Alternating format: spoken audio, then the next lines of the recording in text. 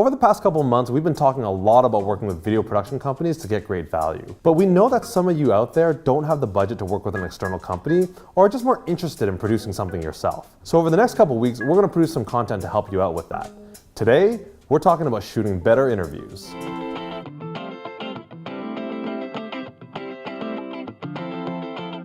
Testimonial videos that involve your client or your staff or your partners talking about your company's service or products is a great way to get into video. They require a lot less effort than scripted works, but can be just as powerful. Now, a huge part of a testimonial video is getting great interviews. And while a lot can go into getting a great interview, we're going to focus on 3 tips to make your interviews look and sound better. Now, for these tips and our examples, we're going to use a smartphone as our main camera because a lot of people have access to that. But these tips really apply to any camera, such as DSLRs, mirrorless cameras, or even cinema cameras. All right, let's dive in. Tip number 1, frame better. When shooting an interview, one of the easiest and cheapest things you can do to make your interview look better is to simply place your camera in a better position. Now, before we get into that, it's probably a good idea that you put your camera on a tripod. And if you're shooting on a smartphone, you can pick up one of these tripod mounts on Amazon for about 15 bucks. All right, so to get a better frame, there are a couple easy things you can do. First, get closer. When people start shooting interviews, sometimes they're afraid of close-ups, but getting close-ups can help your audience connect with the person who's on screen a lot better. So don't be afraid to move your camera a lot closer to your interview subject. Second, think about the rule of thirds. If you don't know what the rule of thirds is, simply divide your screen into 3 horizontally and vertically and place your point of interest on those division lines. For an interview, your point of interest is probably your interview subject's head or their eyes. Lastly, sit beside the camera and have the interview subject look at you rather than at the camera. This gives the audience a sense that they're listening in on an unrehearsed conversation and can give a more genuine feel to the video. Now, one thing I should mention is that these rules can definitely be broken, but it's a good idea to learn the rules first, and then when you have more experience and a motivation to break the rule, do it then. Tip number 2, sound better. I can't stress this enough. Audiences will forgive bad video, but a surefire sign of an amateur video is bad audio. The key to getting better audio is all about getting your microphone as close to your interview subject as you can. Now, moving your camera close to the subject will already improve results, but it probably won't be enough.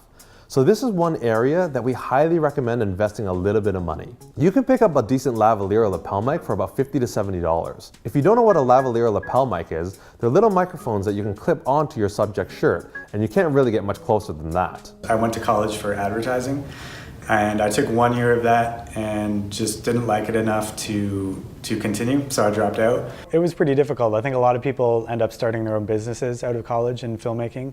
Or they move, down to Vancouver and work on big film sets, which I never had experience with that. We recommend either the Audio Technica ATR 3350 IS or the new Deity V.Lav microphone. Both these microphones work great with most cameras, and they also work great with smartphones. If you're considering the ATR 3350, make sure you get the IS version if you're using a smartphone. If you really don't want to spend the extra money, but you have an extra smartphone lying around, Wistia has a great trick about using a second phone as your microphone. Just place that second smartphone closer to the subject and use an app like voice memos to record their audio. Now, you have to do some post-production work to sync up the second phone's audio with the first phone's video, but it'll still sound better than recording the audio directly from the camera that's farther away. And finally, tip number 3, light better. The last tip to taking your interviews to the next level is all about lighting your interviews better. Now, if you don't have budget to spend on actual lighting, it's all about picking a better location. Try to find a location that has a lot of light, like near a window. It's a little bit of a bonus if all that light is coming from one direction. You'll want to avoid lights that are directly overhead, as that can cause some unflattering shadows. But that can easily be solved by moving your subject slightly forward or slightly backward. The ideal situation is to have your light above, slightly in front, and slightly to the side of your interview subject. If you have some money to spend in this area, you can actually get a pretty cheap LED light like the one we're using right now, which is the Neewer 160 LED light. It goes for about $35 Canadian on Amazon. And if you want to spend an extra $25, you can get a light stand with that.